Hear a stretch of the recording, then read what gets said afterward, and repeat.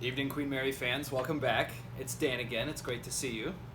Thanks for joining us for the first in our series of quarantine bartending tutorials, which we hope to bring you over the coming days and weeks. I thought the only appropriate place to start is the Navy Strength Old Fashioned. It's the one cocktail that's always been on our menu, and it always will be. It's a terrific drink. It's also one, I know it has many devoted fans among you, but it's a cocktail that very often takes our first-time guests by surprise, because they look at the menu and may see, well, this drink, it's described as an old-fashioned, but it's got, instead of whiskey, bourbon or rye whiskey, it's got a gin and rum. How is that an old-fashioned? Well, for us, an old-fashioned is a template. It's not just one cocktail, but it's a format. And this is the way that this drink was thought of in the 19th century. And the format is this. It's any spirit you like, bourbon, rye whiskey, Scotch whiskey, brandy, rum, anything else you feel like, together with sugar, water in the form of ice, and bitters. And that's what this cocktail is. So in this sense, it really is a strictly traditional old-fashioned. The only unusual thing we've done is replace the now standard bourbon or rye whiskey with a combination of two spirits, Navy Strength rum and Navy Strength gin. So let me mix you one up real quick, and I'll walk you through all the ingredients, and I'll walk you through all of the steps and all of the tools. And then after that, if you feel like continuing to watch, I may say a few things about substitutes, in case you don't happen to have these exact ingredients on hand already, and also on how to make the two homemade ingredients that we use here. I promise you that both of them are incredibly simple. You can absolutely do them at home, no trouble. So, very good. The Navy Strength Old Fashioned is a stirred cocktail rather than a shaken cocktail. So we will need a mixing glass rather than a cocktail shaker. Here's something you can do very easily at home to instantaneously and dramatically improve the quality of your homemade cocktails, and that is, whenever you clean and put away your mixing glass, instead of putting it away in the cabinet, just put it away in the freezer. And that way, every time you go to use it to make a stirred cocktail, it will already be frozen for you, and you'll be shocked at what a difference that makes in how cold you can get your drink. It really makes an enormous difference. You should do the same thing also with your glassware. Let it chill in the freezer for about an hour beforehand, and all of a sudden, it just is an enormous upgrade. So a stirred cocktail, we need something to stir in, a mixing glass. A beer pint will do anything, any reasonably large glass will do. I happen to have this very handsome, purpose-built mixing glass with a little spout on the end. We need something to stir with, so we have this bar spoon. We need something to strain with. This is known as a julep strainer.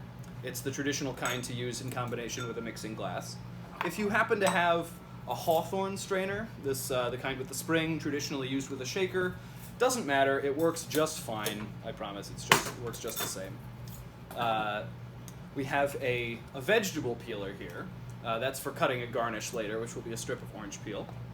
And then finally we have a jigger. A jigger is a measuring cup for cocktails. This side of my jigger is 1 ounce. This side is 2 ounces. For this drink, we're only using the 1 ounce side. Those are the tools. The ingredients then are Navy Strength rum, first of all, first of my two spirits. This one is called Smith & Cross. It's from Jamaica. It's aged briefly, but it is aged, you can tell because it's brown. It's 57% alcohol by volume. That's what Navy Strength means. Historical reasons for that we can go into in the comments afterwards if you like. I also have my second of two spirits, Navy Strength Gin. This is Hayman's Royal Dock. This one is from London. Also, it's 57% alcohol by volume. For the sugar component of this old-fashioned, I have Demerara sugar syrup, a sugar syrup made with a relatively raw and unrefined type of sugar called Demerara sugar. You can make it at home. I'll tell you how in a little bit. I promise you it's a breeze. Next thing is Angostura bitters. If you don't have Angostura on hand, if you've ever made cocktails at home, you almost certainly have Angostura on hand already. If not, you really should. It's one of the most delicious things in the world, and it is the most essential of all cocktail ingredients. So you won't regret it. Also, it lasts forever. Finally, saline solution. So saline solution is just salt water, or salt in a liquid form. The term saline solution sounds, sort of very technical and scientific, but this is nothing but a solution of salt and water. Finally, if you want to count the ice as an ingredient, we have ice, and then for the garnish, we have an orange. Very good. So let's make this cocktail. The first thing we need, traditionally, it doesn't really matter what order you build the cocktail in, but traditionally what we do is we put the inexpensive ingredients in first, so that if we make a mistake while building the cocktail, we have wasted as little valuable product as possible. And generally what that means is saving the spirits for last. So we'll start with the sugar. It's 1/8 of an ounce of Demerara sugar syrup, so that's really not very much at all. Tiniest bit.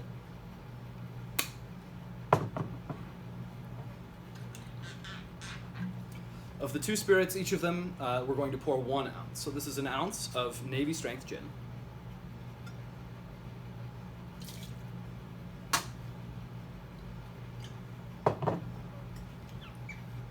And 1 ounce of Navy Strength Rum.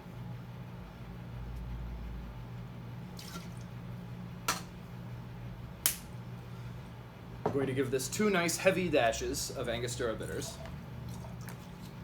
and 1 very light dash of saline solution. I happen to have this this nice dash bottle that dispenses only very small amounts at a time. It's very convenient if you don't happen to have one like that. An eyedropper, a well-cleaned eyedropper bottle refilled with saline solution works just fine. For this drink, let's call it 5 drops. Very good. Those are all of the ingredients. So now we have to load it up with ice.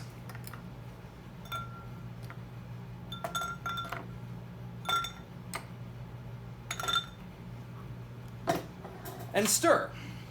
So what does stirring do? Why do we stir a cocktail, or shake one for that matter? They both do the same thing in slightly different ways. The essential things that they're doing, there are 2 things. First of all, chilling. As the ice melts into the cocktail, it makes it cold. The second thing, of course, is dilution, because the way the ice makes the cocktail cold is by melting into it. So chilling and dilution go together. You can't strip them apart.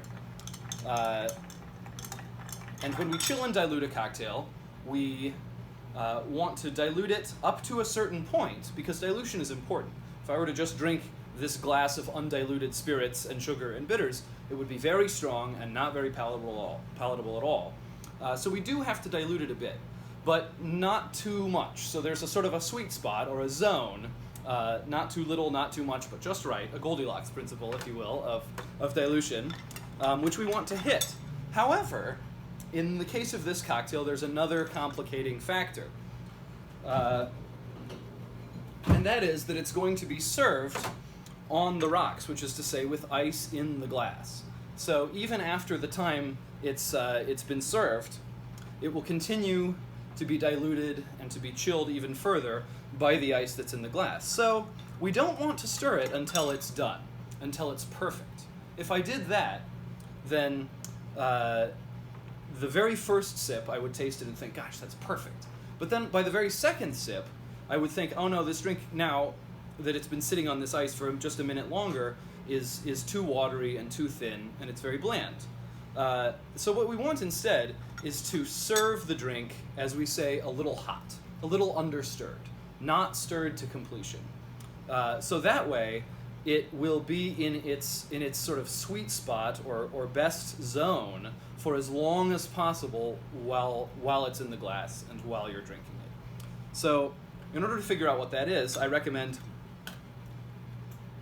tasting it. That's still pretty hot, so I'm going to stir a little bit more. By the way, this is just a straw. Dip it in, cover the end, have a taste. Still not done yet. Just a little bit more.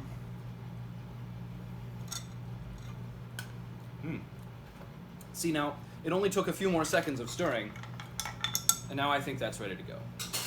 And so if you're not accustomed to making stirred cocktails, it's very helpful to taste repeatedly, stir a little, taste, stir a little more, and then you can see exactly how the drink is changing. So I think this is all set. It's ready to strain. We're going to drop the strainer in there in order to hold the ice back, strain it out into the glass. Give it a good shake to make sure we're getting all the good stuff out. And finally, we're going to finish it with a garnish. This is just a standard navel orange. I'm going to take a piece of the peel off of the side of it with this vegetable peeler. Instead of going simply from the tip to the tail, as is very often done, what I like to do, and in fact what we do at Queen Mary for any rocks drink, is take a diagonal approach from the left side of the top to the right side of the tail. So you get a nice long piece of orange peel, and there's two reasons for that. One is that in the glass it will look very dramatic, a nice big piece of peel, but the other thing is that you're getting a lot of the outer surface of the orange. And this, the presentation, the orange side of the orange, is packed with very small pockets or cells of orange essential oil. And as soon as I bend them a little, those pockets or cells break, and the orange essential oil sprays out in a cloud, and that's really what I want out of this garnish. What I want to do is, by squeezing it like so with my fingers, not so hard that it cracks or breaks or falls apart, just a gentle squeeze like that, I want to deposit a spray of orange essential oil all over the surface of this cocktail, so that when I bring it to my mouth to drink, the first thing I'll get is a big noseful of beautiful, fragrant orange essential oil before I taste the liquor. And so having done that, I'm just going to tuck it in right here, make a nice sort of a curl around the ice like that, and that's a Navy Strength Old Fashioned. Cheers.